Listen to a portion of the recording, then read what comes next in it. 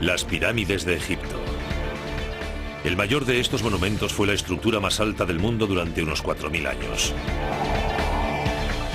Constan de gigantescos bloques de piedra que pesan hasta 70 toneladas, pero fueron hechas por un pueblo que ni siquiera conocía la rueda. Hoy examinaremos las pirámides de Egipto en Maravillas Modernas.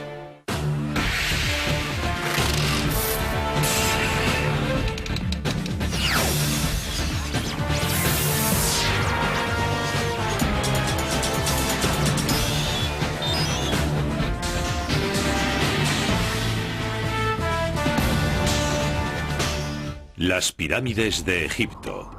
En el interior de la famosa pirámide de Keops, situada en Giza, una serie de misteriosos corredores conducen a través de la montaña de piedra.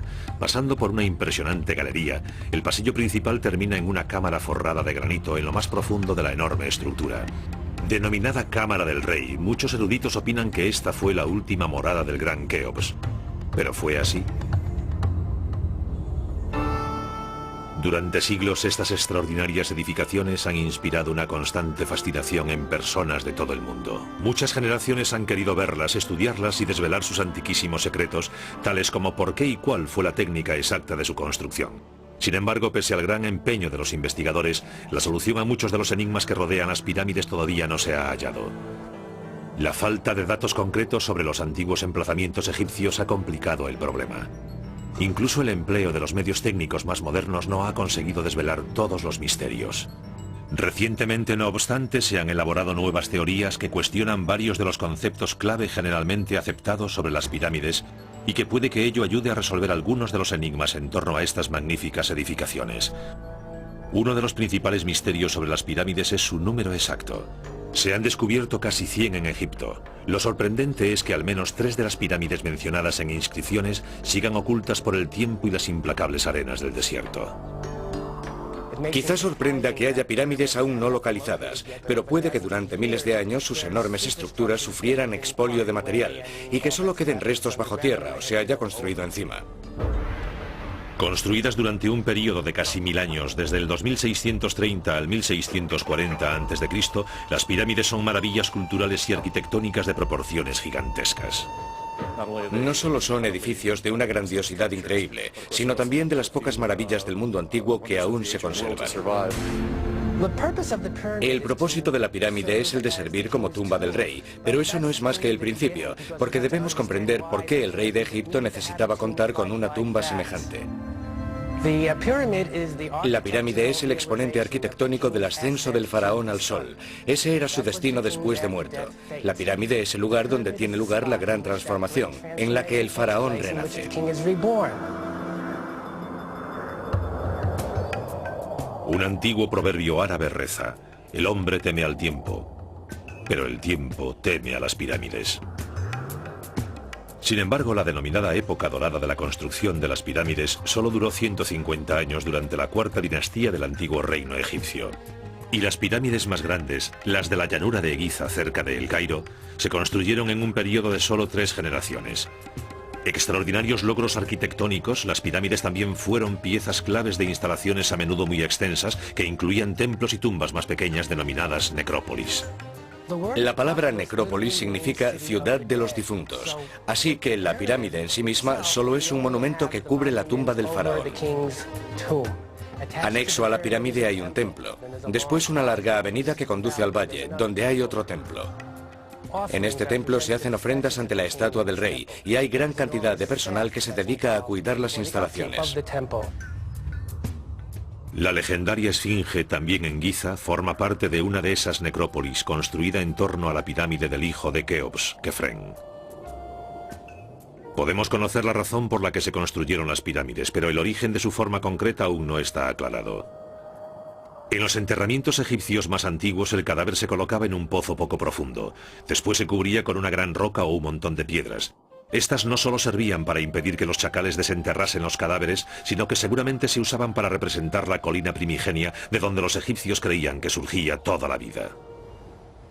Los antiguos egipcios dependían del Nilo, que era la fuente de su vida y sustento. El Nilo se desbordaba todos los años. Tras el desbordamiento y la retirada de las aguas, la tierra volvía a ser otra vez visible. Y eso se convirtió en metáfora de la creación. La colina primigenia fue la primera tierra que se vio cuando las aguas, en tiempos de la creación, empezaron a retirarse. Y fue sobre esa colina primigenia sobre la que se alzó el sol por primera vez. Esa colina es la pirámide. Representa la colina primigenia, a partir de la cual Dios creó todo Egipto. El símbolo de esa colina primigenia era el benben sagrado, una piedra de forma piramidal que, según cree la mayoría de los egiptólogos, influiría en la forma de las pirámides. En la cima la pirámide está coronada por una piedra benben. Y esa piedra que colocan en la cima de la pirámide la cubrían con electrum, oro blanco y oro amarillo. Esa última piedra es símbolo de que la pirámide estaba acabada. Pero hay expertos que hablan de otras influencias en la forma de las pirámides. Uno de ellos tiene una nueva y polémica teoría basada en la migración de los habitantes del desierto hacia el Valle del Nilo hace unos 5.000 años, exactamente en la época cuando empezaron a construirse las pirámides. Según esa teoría, los recién llegados llevaron consigo los conocimientos del desierto y eso pudo haber influido en la forma de las pirámides. Un factor muy importante en el desierto occidental es que los únicos accidentes del paisaje que se ven por todas partes tienen forma cónica o piramidal.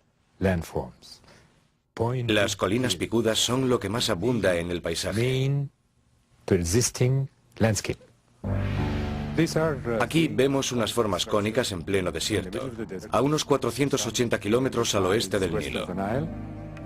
Los antiguos egipcios habrían visto estas formas y sentirían el impulso de dar esa configuración a sus estructuras, que se conservarían pese al azote del viento. Estas formas naturales pudieron ser, en mi opinión, las precursoras de las pirámides.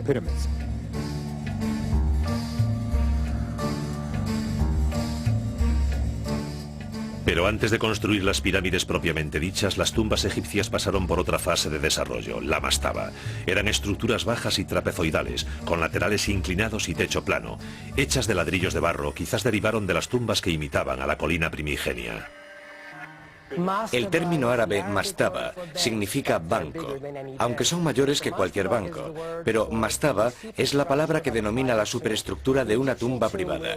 La tumba egipcia en realidad consta de dos partes. Hay una bajo tierra, que es la cámara mortuoria, y está la parte sobre la superficie, que podía practicarse en una colina o ser un monumento construido, como la mastaba.